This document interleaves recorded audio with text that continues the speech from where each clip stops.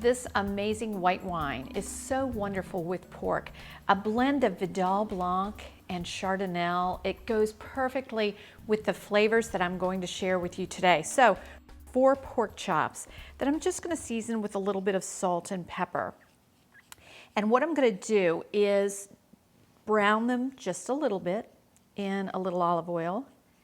And then I'm going to add some wonderful aromatics, some onion, some garlic, and some celery, and then add in some delicious flavors of fall, some fresh apples, nice tart apple, some delicious pears, and then I want to add some cranberries just to pull it together. So let's take these over to the cooktop. We're going to get a nice brown on them, and then we'll be ready to go. So I have my pan all nicely heated, and I want to add just a little bit of olive oil here, probably about 3 tablespoons to the bottom. And then I'm going to take my pork chops and put them in this nice hot oil. Now you want to make sure that it heats up, because if it doesn't and the pork chops have any moisture on them at all, they'll just sweat. They're not going to get nice and brown. And if Julia Child taught us anything, it's that you don't want to put wet meat into cold oil. That's what we want.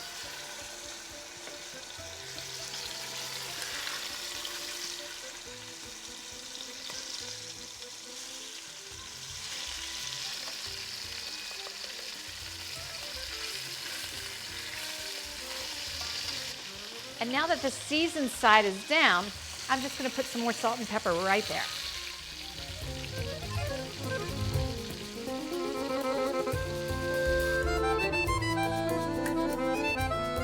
So my meat is beautifully browned here on both sides. Now at this point I want to put in just a little bit of this beautiful white wine by Rosemont. And I'm just going to pour in about a cup, cup and a half, just to give great flavor and to deglaze the pan.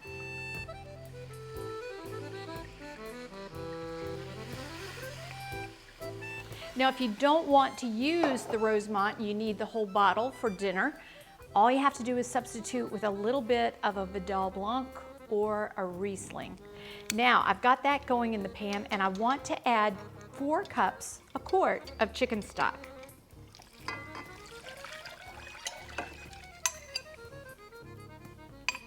And at this point, I'm going to put in my aromatics. Now, a lot of times we put in our aromatics into the fat and we saute them a little bit. I don't want to do that.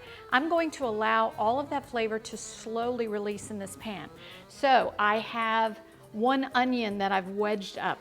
And I like the nice wedges because it gives nice big pieces that you can really bite your teeth into when this is all finished.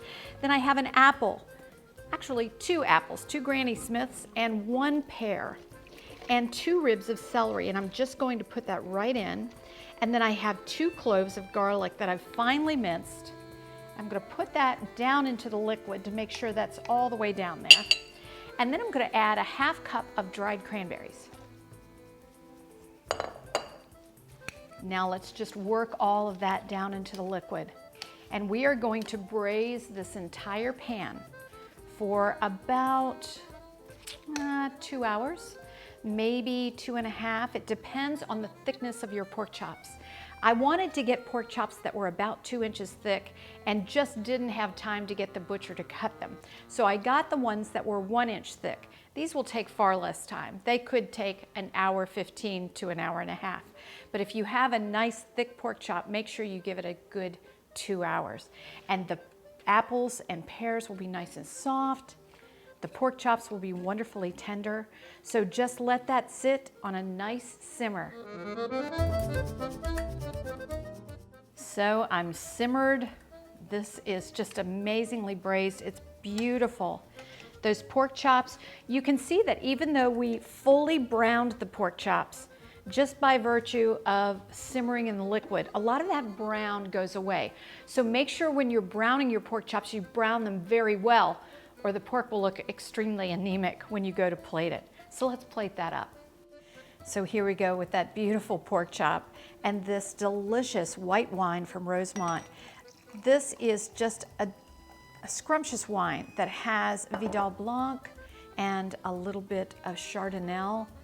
It's crisp, it has a nice acidity, but it also lends itself well to blending with the sweetness of the fruit and the delicious lightness of that pork.